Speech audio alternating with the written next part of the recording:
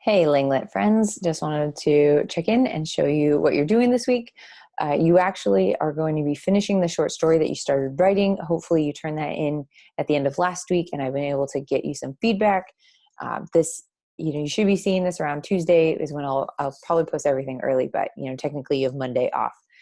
Some of you are playing catch up real fast. So what we've done is that we have elongated this week's lesson to cover 2 weeks, so that if you're also working on a lot of late work and things like that, you have time to get that done as well. So let me show you just real quick what we're going to be doing. It's not that bad. So here we go.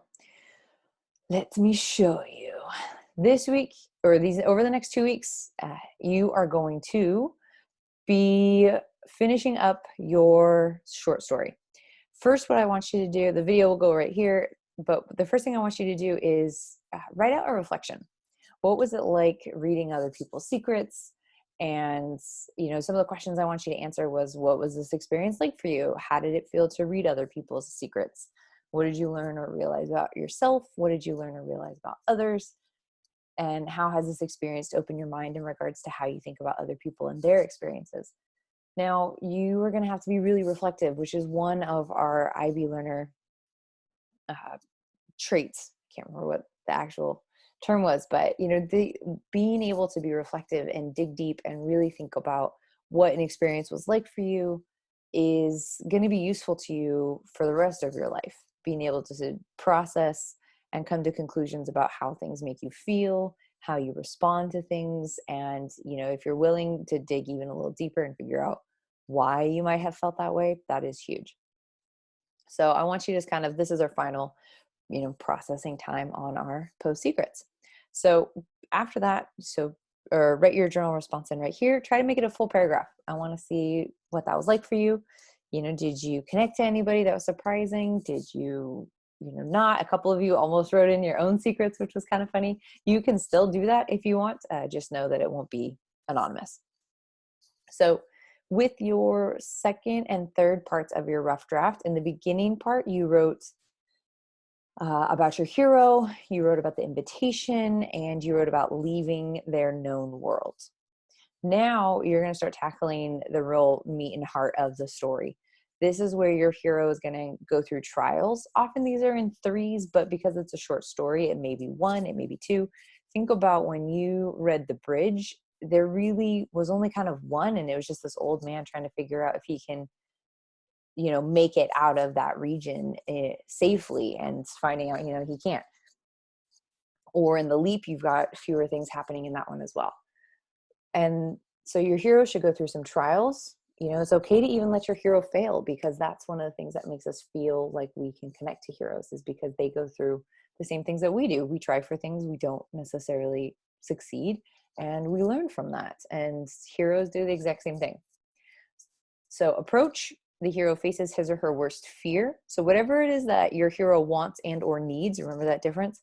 This is where the hero is going to, face that, and potentially, in crisis, that's where the hero is going to lose it, but not forever. And then treasure: hero overcomes whatever darkness or whatever failure had befalled him, and then overcomes it, gets the girl, gets the gold, kills the dragon, whatever it is. Makes it onto the school basketball team. They succeed at their want, and then they also fulfill whatever personal internal need that they had. Finally, you've got, and then return. New life just means, you make sure that you memorialize that change that the hero went through. Resolution: all your little subplots have to be wound up, tight, finished off, ending.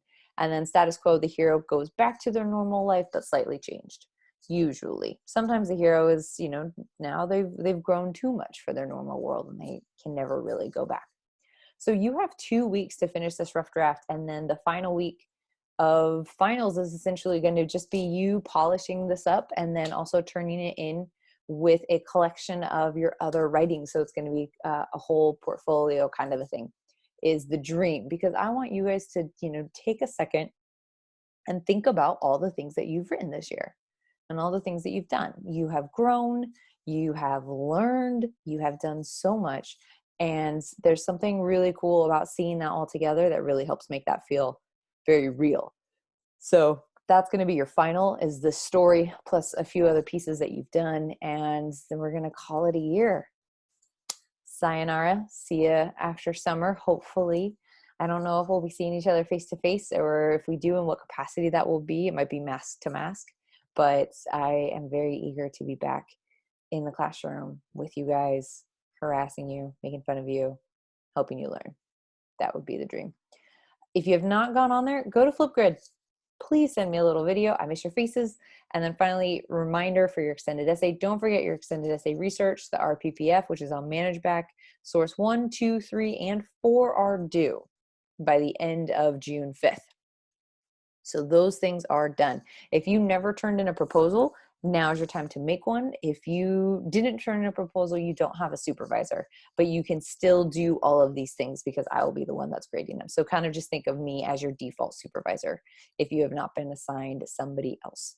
Your extended essay research and your grade will be tied into your grade for next year.